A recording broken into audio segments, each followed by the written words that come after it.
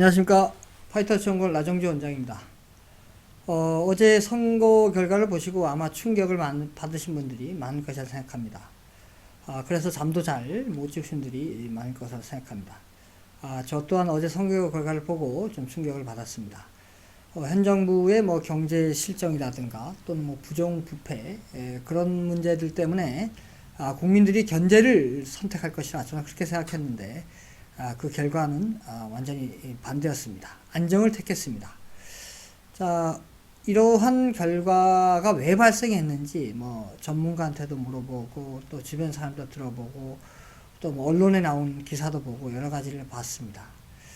물론 뭐 이렇게 나온 원인 중에 뭐 여러 가지 원인이 있겠죠. 뭐 공청 파동이라든가 뭐 막말이라든가 여러 가지 원인이 있겠지만 한 가지 확실한 것을 좀 알게 됐습니다. 우리가 정치 지형 변화를 잃지 못했다. 그것이 가장 큰 원인이라고 생각합니다. 2016년도 20대 국회 그때 의석을 보면 지금 사실 이번에 얻었던 그 보수가 얻었던 그 의석들이 안철수 의석을 제외하면 큰 틀에서 보면 좀 비슷합니다. 오히려 이번에 좀 찾아온 곳이 몇 군데 더 있죠. 그러니까 그 안철수가 얻었던 그 의석들이 다 민주당 쪽으로 간 거죠. 자, 그러면은 우리가 생각할 게 있습니다. 2016년은 탄핵이 이루어지기 전입니다. 그러면 탄핵이 이루어지기 전에 안철수 그 의석들이 민주당 쪽으로 간 거를 제외하고는 이제 뭐 나머지는 비슷하다고 본다면 결국에는 국민의 정치 의식 자체가 바뀐 겁니다. 즉, 뭐 쉽게 얘기해서 뭐 좌파적인 성향을 갖고 있는 국민들이 많은 겁니다. 그래서 이 세대계를 하면은 앞으로도 질 수밖에 없습니다. 그래서 이 팩트를 받아들여야 됩니다. 계속해서 왜 이렇게 됐는가 또는 부정선거가 아닌가 여러 가지 뭐 탓하기보다 이것을 받아들이고 전략을 크게 수정해야 됩니다. 지금 뭐 선거 결과 나온 것은 나온 겁니다. 그러면 앞으로 어떻게 할 게 중요합니다. 여러분들 어떤 이제 문제가 발생하면 그 문제가 발생했을 때는 막 머리가 아프고 하죠. 그러나 얼마 있으면 또 그게 지나가는 과거가 됩니다. 또 다른 문제에도 직면하게 됩니다. 근데 그때 똑같은 실수를 반복하면 안 됩니다. 그래서 지금 이 순간부터 준비를 철저히 하면 그 똑같은 실수를 반복하지 않을 수가 있습니다. 그래서 오늘 제가 이런 바뀐 정치 지형을 두고 과연 어떠한 전략을 어떻게 나아가야 될 것인가 그 방향을 좀 제시하고자 합니다. 자, 오늘은 뭐 많은 뭐 자료를 준비하지 않았습니다. 여러분들에게 제 의견을 한번 제시하고 그 정도 수준으로 하기 위해서 슬라이드 하나만 준비했습니다. 자, 민주주의의 기본 가치는 뭐 여러 가지 있지만 크게 중요한 게 자유와 평등이죠. 여기서 이 자유를 바로 우파가 중시하는 가치가 되겠습니다. 평등은 좌파가 중시하는 가치가 되겠죠. 그래서 우리는 이제 우파는 이제 자유시장 경제, 자유민주주의를 많이 이제 강조하고 거기에 포커스를 맞춰서 뭐 정책도 펴고 이렇게 하고 있죠. 그러나 이제 아까 제가 말씀드린 것처럼 정치 지형이 완전히 변했습니다. 즉 진보적인 사고를 가진 그런 유권자가 많아졌습니다. 그럼 이런 상황에서 계속해서 우파가 중시하는 가치만을 계속 중시해서 정책을 피면 또 선거에서 질 수밖에 없습니다. 그래서 이런 바뀐 정치 지형을 받아들여서 우리도 이 평등의 가치에 좀 관심을 가져야 됩니다. 우리가 평등 분배에 관심을 가지면 당신 말이야 좌파 아니야? 뭐 이렇게 오해를 많이 받는데 이 평등의 가치도 자세히 보면 우리 우파들이 받아들일 수 있는 가치가 있습니다. 자, 이 평등은 기회의 평등과 결과의 평등으로 나누어집니다. 현 정부가 바로 결과의 평등, 최저임금을 급격하게 올려서 소득 불평등이라는 결과의 불평등을 평등하게 하려고 했죠. 즉 결과의 평등에 포커스를 맞춘 겁니다. 그러나 자, 기회의 평등은 어떻습니까? 자, 기회의 평등이라는 것은 여기서 기회라는 것은 개인과 기업의 순수한 능력만을 보고 기회를 주는 평등을 얘기합니다. 그럼 뭐 환경적인 요인 이런 거 다 빼겠죠. 자, 우리가 기회 불평등한 뭐 사례가 어떤 게 있겠습니까? 바로 조국 사태를 봤습니다. 조국 사태의 입시 부정, 입시에 대한 우리가 들어가는 기회 불평등, 입시 불평등을 봤습니다. 거기에 국민들이 분노했습니다. 그래서 이때 우리가 명확히 확인된 사실이 있습니다. 이렇게 기회 평등에 대해서는 좌도 우도 공통적으로 기회 불평등은 참지 못한다. 즉 조국 사태 때의 그 입시 불평등에 대해서 얼마나 많은 국민들이 반대를 했습니까? 그 여론조사 결과들이 많이 나와 있지 않습니까?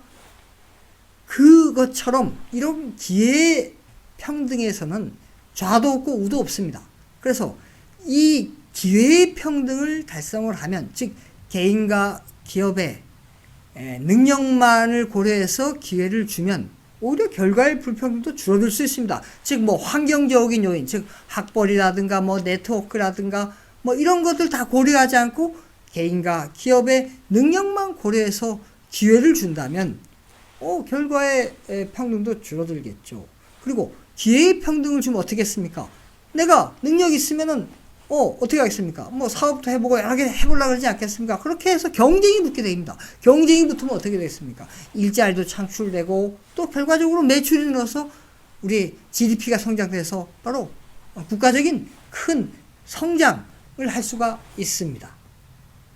자, 또 뭐 기회 우리가 불평등 사례를 좀 또 살펴보면 입시 불평등뿐만 아니라 또 취업 비리, 취업의 불평등한 거.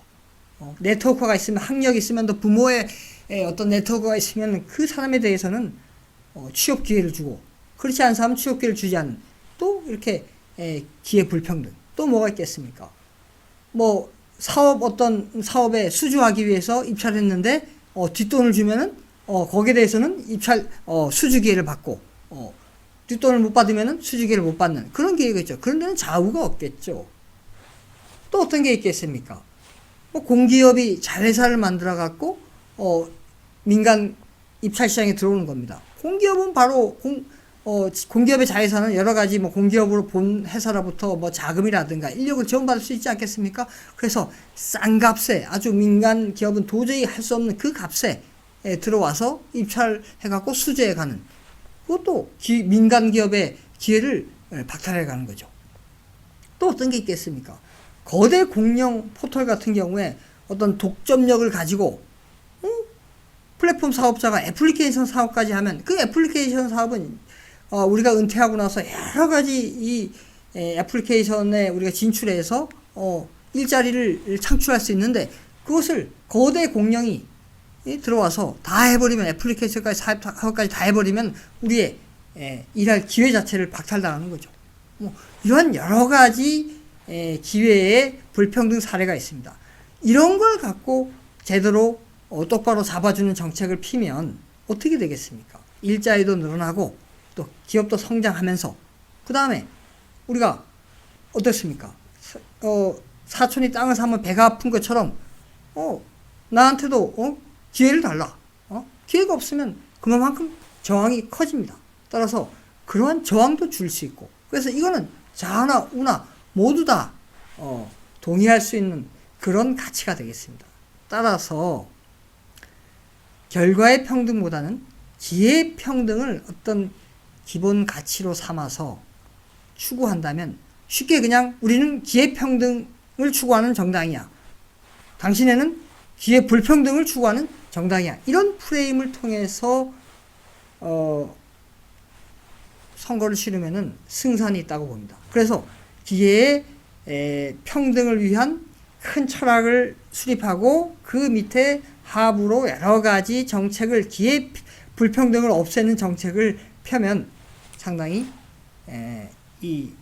진보적인 가치를 사는도 많이 이쪽으로 끌어들일 수 있다고 봅니다. 그래서 다시 요약해서 말씀드리면 이번 선거에 패한 요인이 여러 가지가 있지만 그 중에서 우리가 확실히 알게 된 것은 정치 지형이 변했다. 진보적인 사고를 가진 분들이 유권자들이 많아졌다. 그래서 진영 대결만 한다고 될 일이 아니다. 우리도 진보적 가치인 평등의 가치를 받아들여야 된다. 그 평등의 가치 중에서 우파도 받아들일 수 있는 가치가 있다. 그것이 바로 기회평등이다. 기회평등을 어떤 가치 철학으로 삼고 거기에 세부적인 기회 불평등을 제거할 수 있는 많은 정책을 개발한다면 저는 나중에 대선에서 승산이 있다고 봅니다. 예. 여러분들 실망을 잃지 말고 지금부터 치밀하게 준비해 간다면 반드시 길이 있다고 생각합니다. 예. 오늘은 여기까지 하겠습니다. 감사합니다.